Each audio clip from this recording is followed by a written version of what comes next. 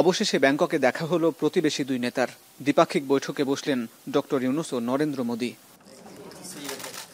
5 আগস্টের পর বাংলাদেশ ভারত সম্পর্কে যে নানাবিধ জটিলতা চলছে, গেল 7 মাস ধরে তাতে সবার নজর ছিল ব্যাংককের দিকেই।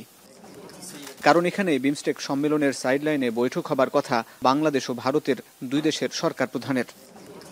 স্থানীয় সময় দুপুরে বিমস্টেক সম্মেলনের পর সম্মেলনস্থল সাংগ্রিলা হোটেলে অবশেষে সেই কাঙ্ক্ষিত ক্ষণ অনুষ্ঠিত হয় প্রতিবেশী দুই দেশের দুই নেতার বৈঠক। ডক্টর ইউনূসের জন্য অপেক্ষারত ভারতের প্রধানমন্ত্রী নরেন্দ্র মোদি শুরুতেই স্বাগত জানান বাংলাদেশের অন্তর্বর্তী সরকার প্রধানকে। শুভেচ্ছা বিনিময় পর্বের পরই শুরু হয় দুই দেশের কর্মকর্তাদের নিয়ে দ্বিপক্ষীয় বৈঠক।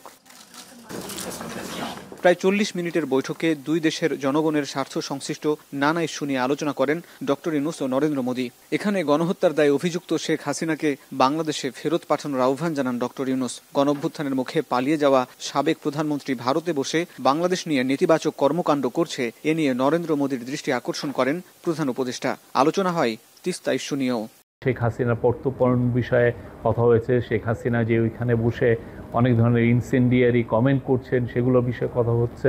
দুই দেশের মধ্যে যে গাঞ্জেস ওয়াটার ট্রিটিটা, আপনি জানেন যে নতুন করে এটার এক্সপায়ার হয়েছে, নতুন করে ট্রিটিটা হওয়ার আবার কথা হচ্ছে, এবং তিস্তা ওয়াটার, এগুলো সবগুলো নিয়েই কথাবার্তা হয়েছে। বৈঠকের ব্যাপারে কর্মকর্তা আরও জানান, সীমান্ত হত্যা বন্ধ করতেও ভারতের প্রধানমন্ত্রীকে জানানো হয়েছে।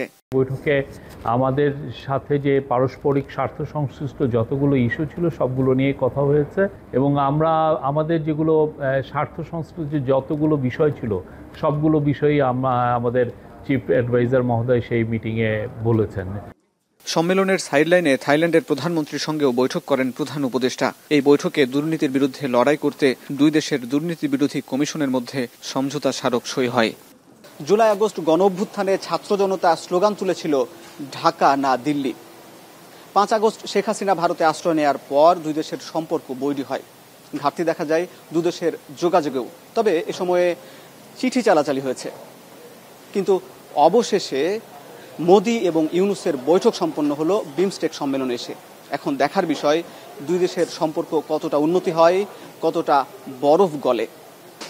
তবে বিশ্লেষকরা আশা করছেন দুই দেশের সম্পর্ক স্বাভাবিক হতে পারে এই বৈঠকের মধ্য দিয়ে। থাইল্যান্ড থেকে হাসিব বিল্লাহ, এখন। বান্ডেল থাকলে প্রতি সেনমানিতে টাকা বাঁচবে।